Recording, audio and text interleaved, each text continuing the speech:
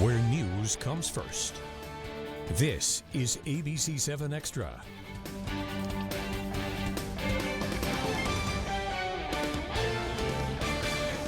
Welcome to ABC-7 Extra Sunday. Good evening, everyone. I'm Mark Ross. Well, the fall semester is here for students at UTEP and NMSU. New Mexico State University students returned to the classroom on Wednesday. UTEP students will begin their school year tomorrow.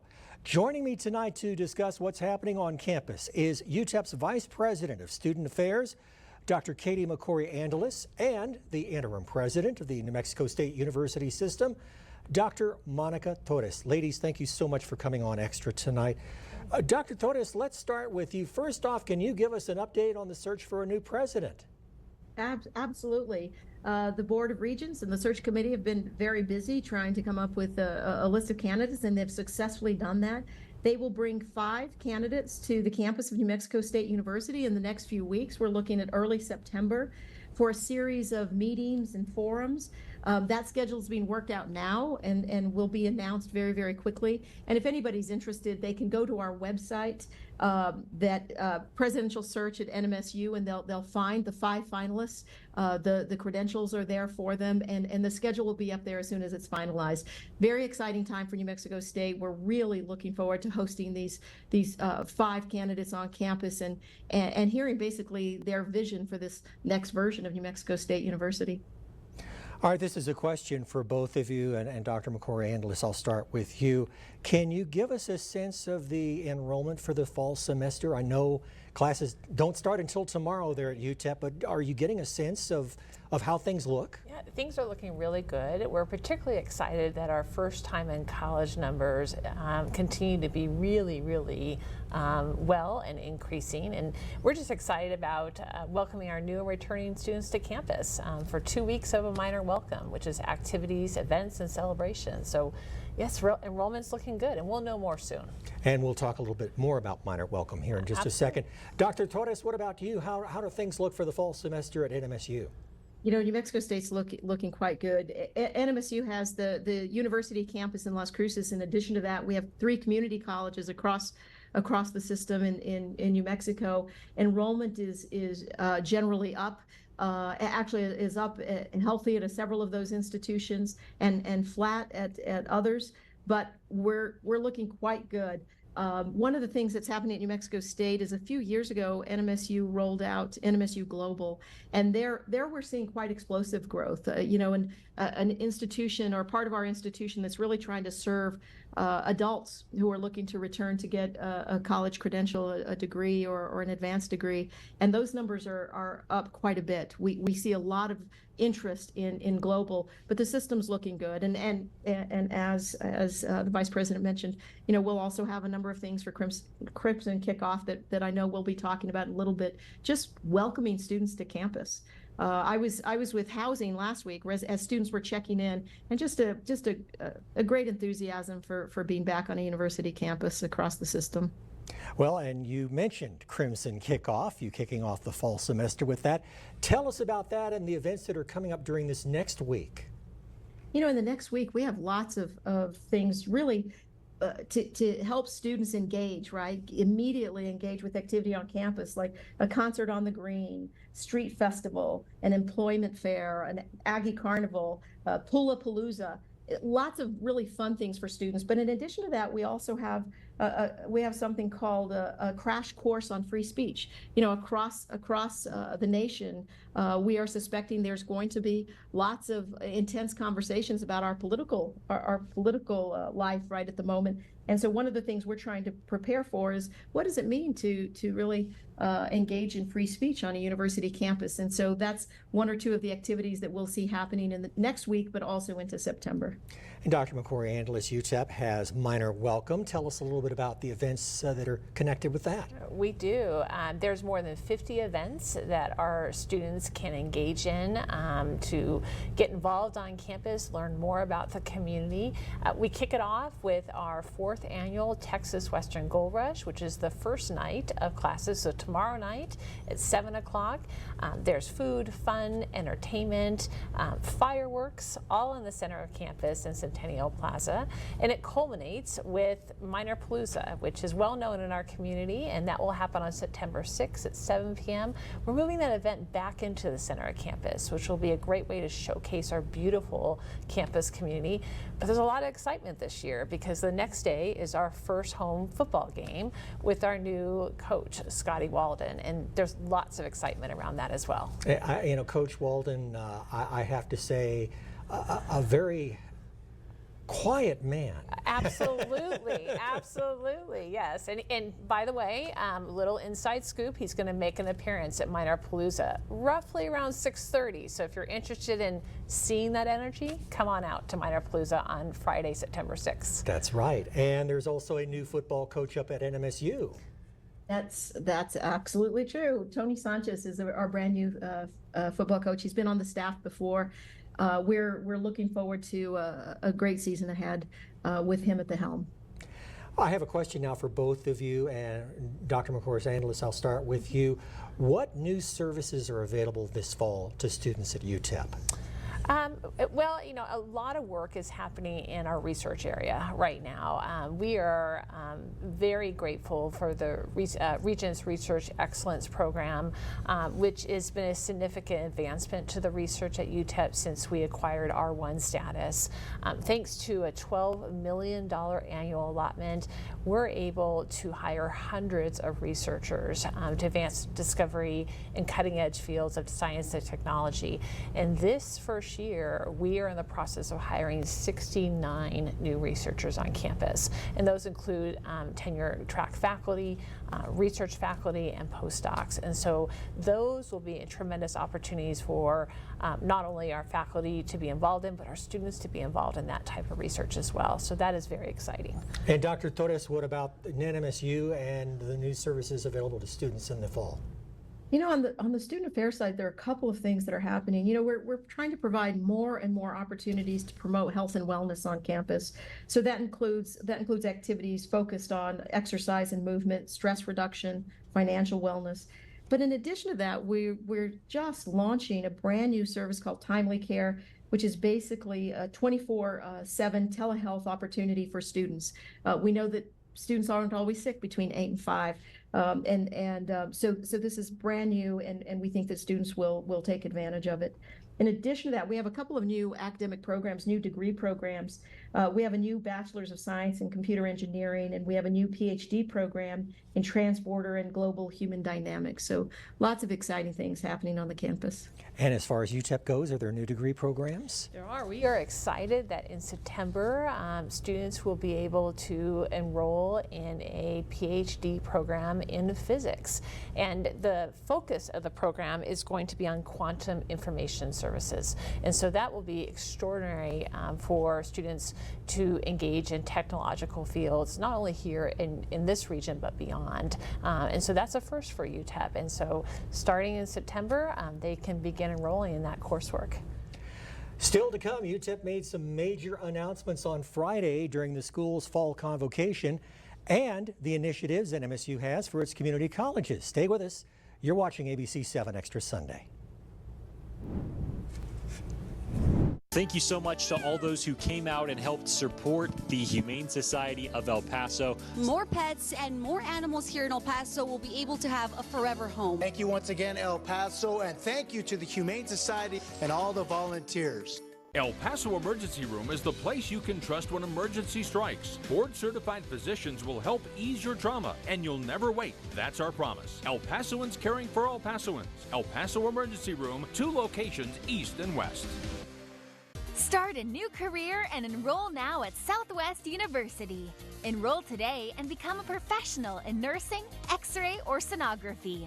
Southwest University offers flexible schedules and short terms for you to finish faster. Don't wait. Be heard at Southwest University and take the next step in your professional journey today. For more information, visit us at southwestuniversity.edu. Southwest University. 25 years making you happen. Watch Smart Money Thursday on ABC-7 at 4 with Myro Capital Management. You'll learn how to save money the right way and make better decisions to set you and your family up for financial success. Smart Money Thursday on ABC-7 at 4, sponsored by Myro Capital Management. Diabetes is everywhere, but we don't always see it. Knowing the signs of diabetes makes it easier to spot. Things like being more thirsty and hungry, going to the bathroom a lot, and being tired often can all be diabetes sneaking up on you. Visit diabetesnowwhat.org to take a free diabetes risk test for yourself or someone you love. Spot diabetes early and keep it from growing. Brought to you by the Paso del Norte Health Foundation. Thank you so much to all those who came out and helped support the Humane Society of El Paso. More pets and more animals here in El Paso will be able to have a forever home. Thank you once again, El Paso, and thank you to the Humane Society and all the volunteers.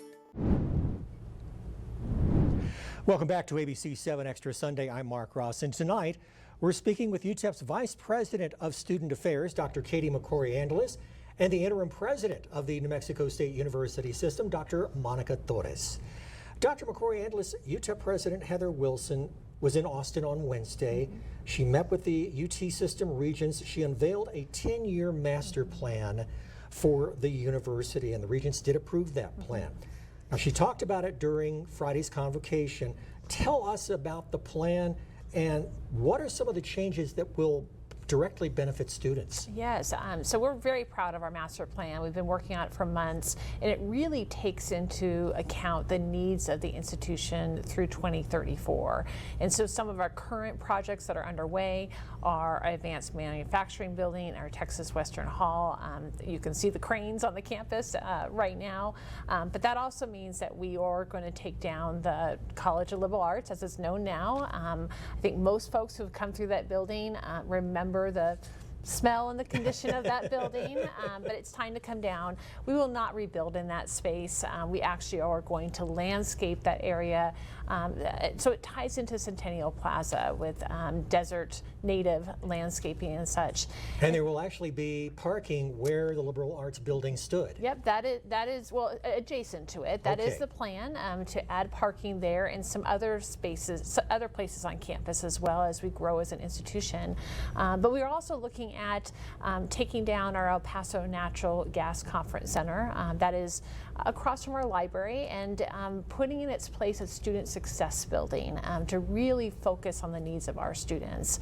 And then we're also looking at new housing on campus, in particular for first-year students. And there's a waiting list, isn't there? There is a waiting list. So actually starting on Thursday, our students began moving into our 3 communities on campus, but we need more housing, particularly traditional housing that is really best for first-year students in order to build community and relationships amongst their fellow minors. And President Wilson touched on this in her presentation to the regents.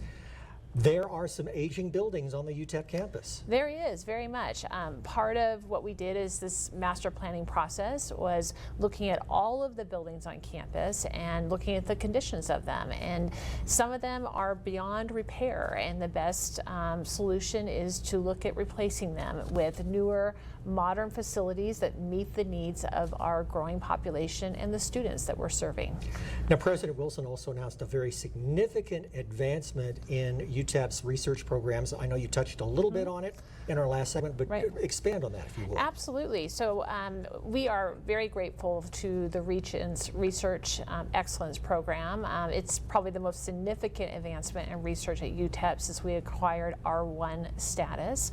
The program enables UTEP to hire hundreds of research faculty because there's a $12 billion annual allotment that is given to us. And as a result of that, we can advance discovery in cutting edge fields of science and technology. And in year 1, we are in the process of hiring 69 new research faculty, which is extraordinary. That enhances research in the areas that I discussed, but really opens access to our students to be involved in research even more than they are now. And speaking of research, I know that UTEP recently received a grant from the National Institutes of Health to talk about nicotine nicotine dependence in women. Yes, we did. You know, the health of our community is absolutely paramount to us. And so Dr. Laura Odell and her colleagues, co-PI, received this grant. It's $2.5 million to do exactly what you just shared, to study more the impact that nicotine has on women, particularly because of the uptick in e-cigarettes or vaping, as often folks know it as. But the funding also allows Dr. Odell and her team to hire students as part of this project. There's money allocated towards graduate students being on this project, but also undergraduate students being part of the research. Now, Dr. Torres, what new initiatives does NMSU have for Doñana Community College and the other 2 community colleges in the system? You know, the community colleges have got 2 student populations that they're working with. Some who say, you know what, I want to go to a 4-year institution. And so NMSU is working on how do we make those connections between the community colleges and the university for those students who want to get to the 4 years. So we have the similar software platforms where we're able to track students from one to the other. We have advising groups who are working together to try and say, how do we do that? But in addition to that, as you know, community colleges are also quite focused on workforce training, right, and ensuring that students can graduate and move effectively into the workforce and meet those needs.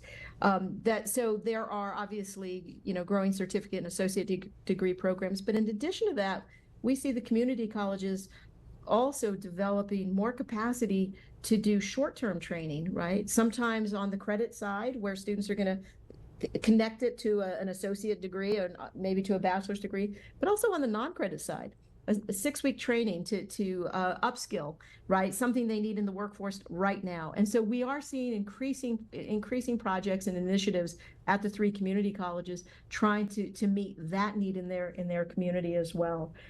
In addition to that, I think the third thing I would say is that when we think about students who want to transfer and go to 4-year institution, if they want to go into a STEM field, they really have to have research experience early in their careers. They can't wait until they're juniors, until they get an associate degree and transfer. And so one of the things that we've seen NMSU and community college folks working on jointly is grant projects where students are starting research at the community college that's very specifically tied to programs and disciplines at New Mexico State through these grant projects. And so those are the 3 things that I would say that we're working on. Kind of how do we transfer students effectively from the community college to the university, undergraduate research, and then career technical education training to make sure we can meet the needs of the workforce. When we come back, UTEP's program for rising high school seniors and a dream program for beer lovers at NMSU. You're watching ABC-7 Extra Sunday. Enjoy 3 days of wine, music, and fun at the Las Cruces Harvest Wine and Music Festival, August 31st through September 2nd at the Southern New Mexico Fairgrounds from noon to 6 p.m. daily, featuring over 200 wines, music, local food trucks, and unique finds from talented artisans. Get your tickets at nmwine.com.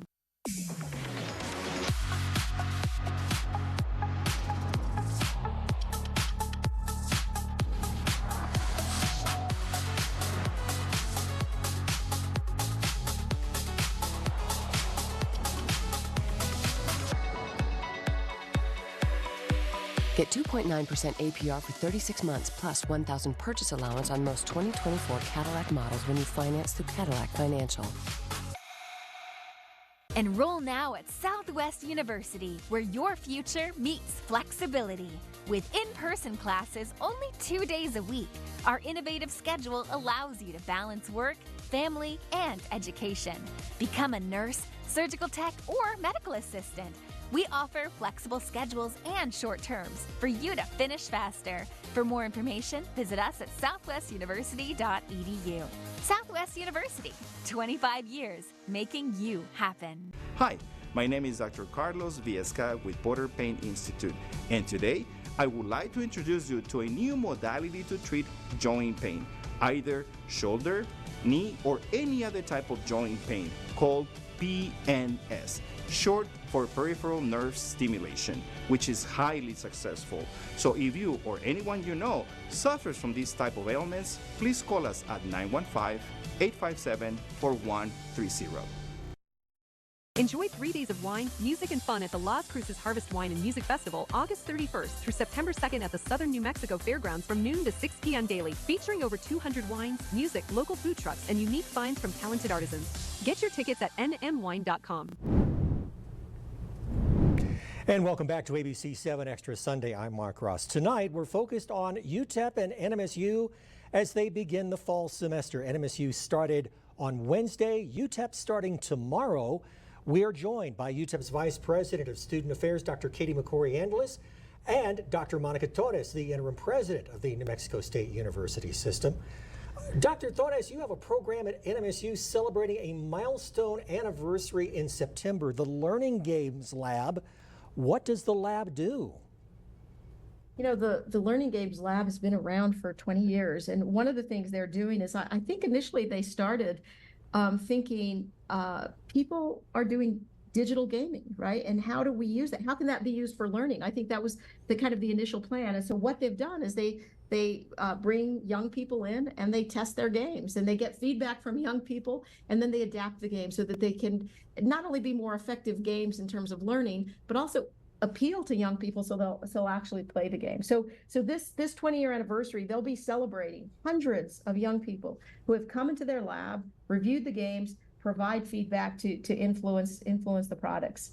And what they're going to be doing is on September 13th, they'll be having a celebration, an actual celebration from 4 to 7 p.m. And one of the things they'll be doing at the same time is releasing a toolkit for parents, teachers, and leaders for helping students to really think about how to design games in their own homes. Now, you also have a couple of events coming up that will benefit both current students and future students. Let's talk first about the Career Expo you have on September 17th and 18th. You know, it's just one of the things that we know. One of the things that you see showing up in higher education literature right now is that we need to think about career exploration in early parts of students' careers and not just at the end. I think a lot of times we thought of it as the end. They develop their resume, they go on into a job. We know now that really to engage students fully, we need to do that early. And so any opportunity that we have, such as this event, to help students start to imagine what it means to be in a career and to explore a career and to get exposed to people who are working in those careers is a good thing. And so that's what we're trying to do, kind of catch them at the front end and also catch them at the back end. And you also have the Realizing the College Dream event in October. Tell us about that. You know, this is a college readiness workshop, and what's really interesting with this particular workshop, it's actually focused on providing information to NMSU partners or people who really work with young people to prepare them for college. And there's actually there are a variety of things, a series of information that we will provide to these folks. But two that are really interesting tie exactly into what I was just saying is, how do you help young people explore programs and careers? How do we help them think about that very, very early as they're planning to go to college and thinking about that as their path? One of the other things that we'll be talking about is, how do you pay for college? You know, as we know, many students going to school, certainly in the NMSU system, but I would suspect in our region, across our region and the nation, are first generation students and people who may not know the path. So how do we get them that information? But one of the other pieces of information they need is, how do you pay for college? And so this event will provide information for agencies and programs and public education organizations that work with young people to prepare for the college path.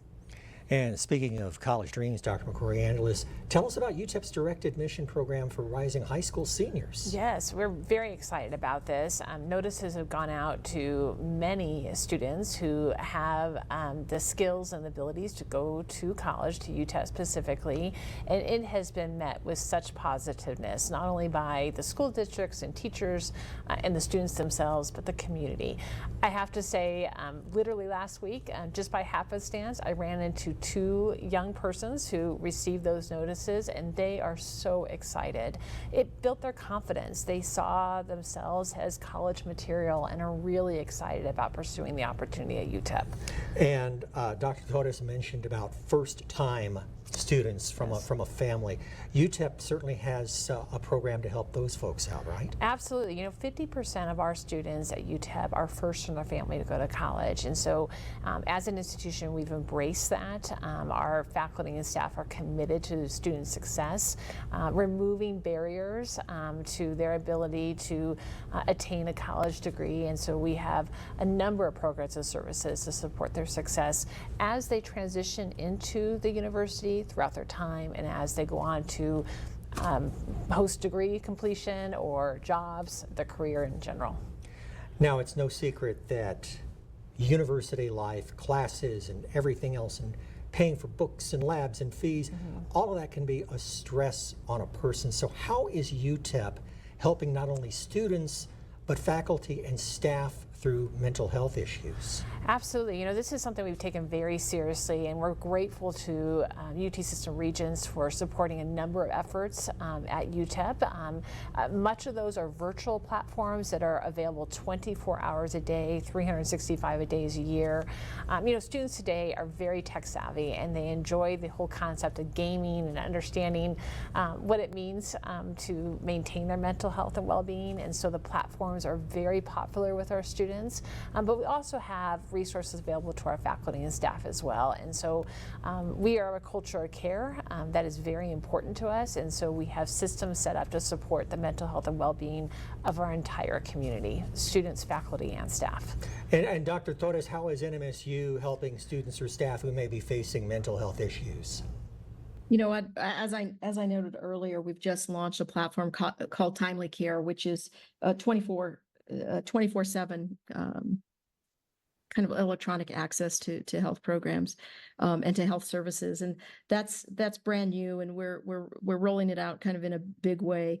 But in addition to that, for example, the community colleges have wraparound services where they're providing mental support. New Mexico State University has a counseling center and a health center, again with some awareness as how do we make services available. But in addition to that, you know, faculty are paying more attention to this, and in our residence halls, our residence hall assistants are also getting training and attending to how we find early signs and how do we get students the help they need as soon as we understand that they need that help.